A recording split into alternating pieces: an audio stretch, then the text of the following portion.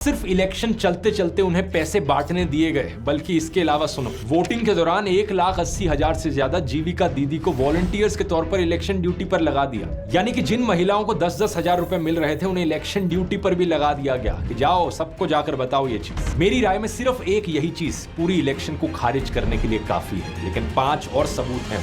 दूसरा सुनो, duplicate voters का किस्सा। इन चुनावों में सैकड़ों ऐसे उदाहरण सामने आए जहां पर जिन वोटर्स ने पहले ही वोट कर दिया है बाकी राज्यों में, वो बिहार में भी वोट कर रहे हैं। ये देखो, बीजेपी के वर्कर नागेंद्र कुमार दिल्ली और बिहार दोनों जगह पर वोट डाला। अजीत झा नाम का ये वोटर जिसने हरियाणा चुनाव में भी वोट डाला, दिल्ली चुनाव में भी वोट डाला, बिहार चुनाव में भी वोट डाला। करीब 7-8 ऐसे लोग तो ऑल्ट न्यूज के जुबेर ने खुद ही ढूंढ कर दिखा दिए। ये हो गए दोस्तों 2 क्लियर कट सबूत। तीसरा सुनो, स्पेशल वोटर ट्रेन्स। बीजेपी ने हरियाणा से हजारों लोगों को स्पेशल ट्रेन्स के जरिए बिहार भेजा, जिससे वो बिहार में जाकर वोट डाल सके। सुप्रीम कोर्ट के लॉयर कपिल सिब्बल ने एक प्रेस कॉन्फ्रेंस करके ये बताया भी कि सिर्फ 3 नवंबर को हरियाणा से कम 4 स्पेशल ट्रेन चलाई गई ताकि बिहार तक वोटर्स को लेकर जाया जा सके। ये चौथा सबूत हमें सीधा दिखाता है कि इलेक्शन कमीशन चीजों को छुपाना चाहता है। कोर्ट ने आदेश दिया था सीसीटीवी फुटेज को देने के लिए, लेकिन इन्होंने जाकर रूल्स ही बदल डाले। 5वां सुनो यहां पर, वोटर डिलीशन। जून से सितंबर के बीच इलेक्शन कमीशन ने बिहार में स्पेशल इंटेंसिव रिवीजन यानी